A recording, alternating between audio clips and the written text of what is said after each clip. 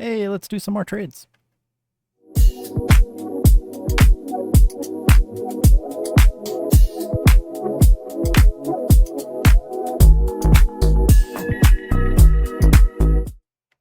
What is up? What is up? This is Spooky's Revenge. We are back, and my looks shiny. It's just the lighting. I promise. I have very smooth, hydrated, dented skin. Sorry, I can't talk. Anyway, we're back. It's the Rags to Riches $500 5-year series. So let's take a look at the account. Some big things happen. So first, what you're going to notice is I don't have all those positions I had. So this account was just basically to demonstrate the covered call stuff. The concept is easily demonstrated at this point. So I just decided to kind of break even so far and just kind of close those out. I'm going to be doing them in the smaller account anyway, so it doesn't matter.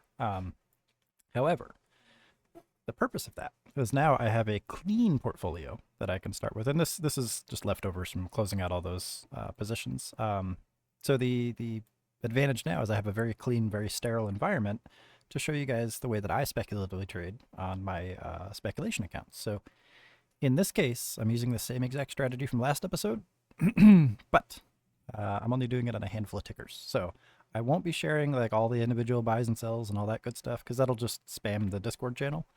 But what I will do is just reinforce the strategy, and I'll walk you guys through the result of those trades. So if we look, for example, at Microsoft, right? If I look at the 30-minute right up here, okay, you can see I've plotted out the levels, blah, blah, blah, blah, blah, right? We're kind of in one of the bigger gaps right here, but I decided to opt for INSP because this one just threw a signal, a cleaner signal. So basically, this right here was the opportunity. I had a small position. I already locked it. I locked it kind of tight because I wanted to get into this one because it has a higher yield percentage. But all I did is go to the 30-minute, draw my levels, go to the 5-minute, and then look for these opportunities off those levels. So you can see here that this is the perfect engulf setup right there. Easy peasy. Stop loss was right here. And I just locked it at a 1-to-2 ratio, so nothing big there. Then price is kind of pulling back, pushing, whatever it's going to do, I don't really care. I didn't scale out of this one like I normally do. Normally I'd lock 1-to-2 here, and then the remainder up here for that 25% to run. But I just don't feel like doing that into a Friday. So talking words. So what I also have going on down here now is INSP. It's a hardcore sell-off stock. We're just looking to trade a little piece of this recovery. I'm not necessarily looking to invest in this company, right? I just want to catch a small piece of that recovery. And the reason for that is we've had this hard sell-off. We got roughly a 25% pullback. I've got some basic levels here. We've got the impulse, pullback, push, and then a correction, right? So it held support so far, roughly. So I have a zone that I can trade, and that's all I care about. So this zone happens to be about $9 in size, so why not? All right, so all I did here, I got a little bit of a higher fill here just because the spread on this one's a little higher. But basically, I just grabbed a color change off this guy. So if I just draw a little line there and I make it dashed and stuff, you can see the risk reward is here, right? And I've got my stop loss right here below this red candle because that's where I'm sorry, it should be right here. The lower of these candles, which resulted in that color change. So I just grabbed this little piece as it went up. But again, I got a slightly higher fill, but it's okay because I was going for this. The alternative here would have been to grab this guy, but I didn't like the candles below the level here. All right, so that's all I'm doing. That's all I'm going to do on this portfolio for a while. Time over time, I'm just going to basically do large allocations with clear directional intent and disproportionate risk reward. Okay. So in this case, right, if I were to lock a profit here, now since I don't have another level in between here, I could do a 1-to-2 and lock 75%. But for this one, I'm probably just going to sell the bulk of it as we approach this level here. So roughly 4.7% profit. Now that's going to be basically on the entire portfolio. So I'll basically achieve a 4.5% return for one trade on the overall portfolio. So that's the process. I'm just going to do that over and over and over again. And in order to get that 4.5%, I'm risking roughly 0.75%. So 0.75% in exchange for 4.5%. That's ideal risk reward. And that's it. And with this approach, I can eat, 10, 15 of these small ones over and over and over again if I have to. I don't want to, but I could. And then just one win will overpower those, and I make a net profit. Plus, I get little tax deductions here and there. So you can see right now this is currently like 55 cents below my average right now. And that's okay. It's 0.37%. And this red number right here, it's okay, right? I've taken a couple small hits on here, but what I can see, right? If I just add, 4.7, oops, sorry, let's just say 50K, right? Plus 4.7%. I'm looking at a $2,300, a $2,350 profit potential in this trade. All I have to do is have it go up once, right? I'm going to have multiple bottoms here, very, very tight stops. And all I have to do is just get the one that happens to go up. And the longer we stay in this zone, the longer we hold the support, the better my odds get.